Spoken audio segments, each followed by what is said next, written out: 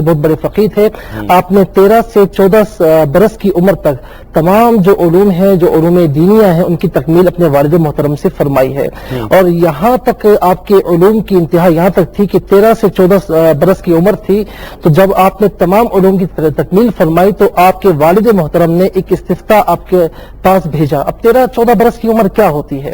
تو آپ علیہ رحمہ نے بڑی ہی خوبصورتی کے ساتھ اس کا جواب عنایت فرمایا، اور جب دے دیا آپ کے والد محترم نے جب اس کا جواب پڑھا استفتاء کا، بڑے خوش ہوئے اور اس دن کے بعد سے آپ کو مسند استفتاء پر تفویض فرما دیا. واہ سبحان اللہ. مفتی صاحب، ہم جب اعلیٰ حضرت کو دیکھتے ہیں تو اس بات پر یقین اور پختہ ہو جاتا ہے کہ یہ ان شخصیات میں سے ہیں کہ جنہیں اللہ رب العزت منتخب کر کے بھیجتا ہے کہ ان سے یہ کام لینا ہے. اور ہم جب ان کے علمی کمالات کا جائزہ لیتے ہیں تو ایک ناقابل یقین کیفیت ہمیں نظر آتی. کیا کہتے ہیں؟ بلا شبہ امام احمد رضا خان علیہ رحمۃ الرحمہ عالم اسلام کے جید اور معتبر علماء میں شمار ہوتا ہے.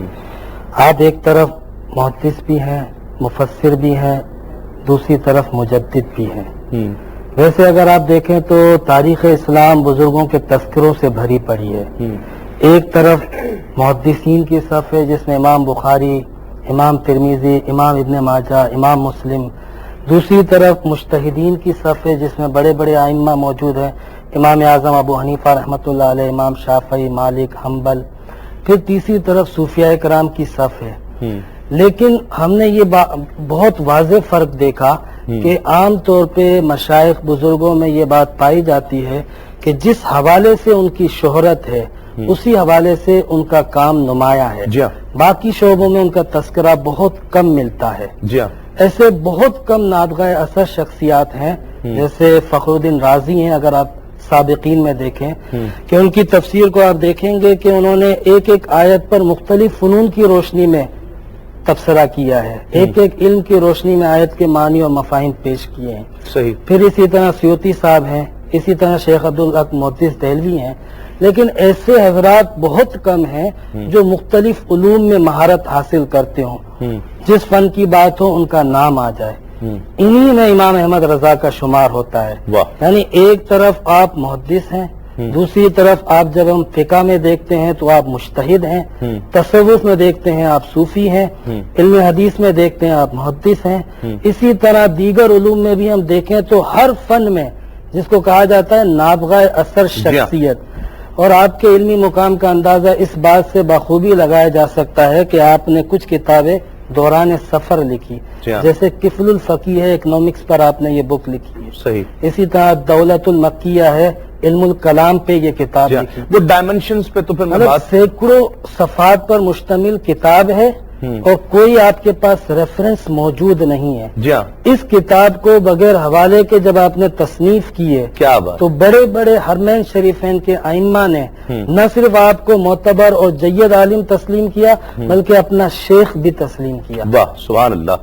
ہم اویس بھائی دیکھتے ہیں کہ ایک ایسی یگانہ روزگار شخصیت کہ جسے مجدد مفتی صاحب نے بھی کہا، ایک زمانہ مجدد کہتا ہے، ایسا مجدد کہ جب اس دور میں حضور نبی کریم صلی اللہ علیہ وآلہ وسلم سے تعلق کچھ ہلکا پڑتا چلا جا رہا تھا، اس دور میں اعلیٰ حضرت نے حضور کے عشق اور محبت کی وہ والہانہ کیفیات پھر سے پیدا فرمائی، وہ وارفتگی پھر سے پیدا فرمائی، اور اس تعلق کو پختگی کہ اب مسلک حب رسالت میں آپ صلی اللہ علیہ وآلہ وسلم سے وابستہ لوگ انہیں اپنا امام مانتے ہیں. کیسے دیکھتے ہیں؟ بلا شبہ سیدی امام اہل سنت اعلیٰ حضرت کی شخصیات پر کچھ باتیں مفتی صاحب نے فرمائی تو اس میں بالکل صداقت ہے، اس میں کوئی مبالغہ آرائی سے کام نہیں لیا گیا.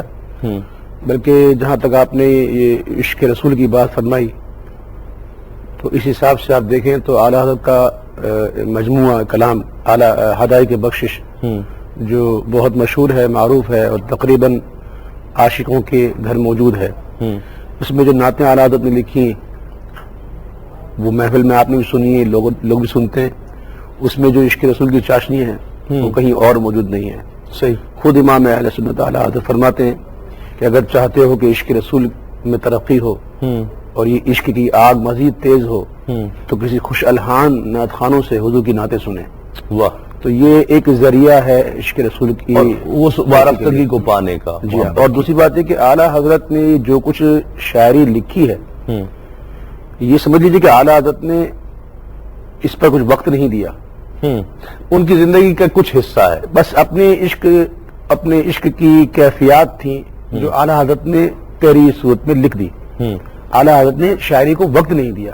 صحیح. اب جب وقت نہیں دیا تو ان کی شاعری کا یہ عالم ہے. اگر وہ وقت دیتے تو ان کی شاعری کا عالم کیا ہوتا. صحیح. سمی بھائی سن 1856 سے لے کر 1921 تک کم و بیش یہ 65-66 سال بنتے ہیں.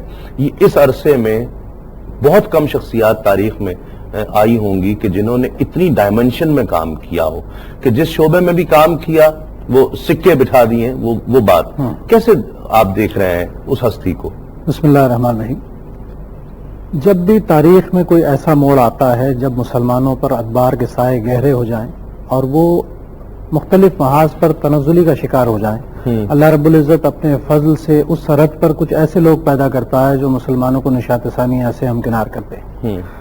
1857 کے بعد اگر آپ دیکھیں تو مسلم امہ جو تھی وہ جس قدر مسائل کا شکار تھی اور جس طرح ٹوٹی ہوئی تھی, اور باہر سے جو مسائل تھے وہ تو تھے ہی تھے, لیکن ہمارے ملک پر ہماری زمینوں پر قابضین اور طرح کے تھے اور کچھ لوگ ایسے تھے جو ہمارے عقائد کو ہم سے چھیننا چاہتے تھے. اسلام کی جو بنیادی روح تھی عشق نبی کریم صلی اللہ علیہ وسلم, اس پر حملہ ہونا شروع ہو گیا تھا. صحیح. ایسے دور میں اعلیٰ حضرت فاضل بریلوی رحمۃ اللہ علیہ کا سامنے آنا اور ایک ایسی فضا پیدا کرنا کہ مسلمان اپنے عقیدے یعنی عشق نبی کریم صلی اللہ علیہ وسلم کی طرف لوٹ جائیں, اور نہ صرف لوٹ جائیں بلکہ تازہ کرتے رہیں, اور آنے والی نسلیں تک ان کے کیے ہوئے کام سے اپنے عقیدے کی اصلاح اور عقیدے کی زیب و زیبائش کو مزید بہتر کرتی جا رہی ہے, نکھارتی جا رہی ہے. تو یہ اعلیٰ حضرت کی اس دور میں خدمت ایسی ہے جس نے انہیں آنے والے ہر دور کے لیے اعلیٰ حضرت بنا کر رکھ دیا. آج بیشتر لوگ جو ممکن ہے اعلیٰ حضرت کا نام نہ جانتے ہوں, بہت سارے ہمارے ایسے بے پڑھے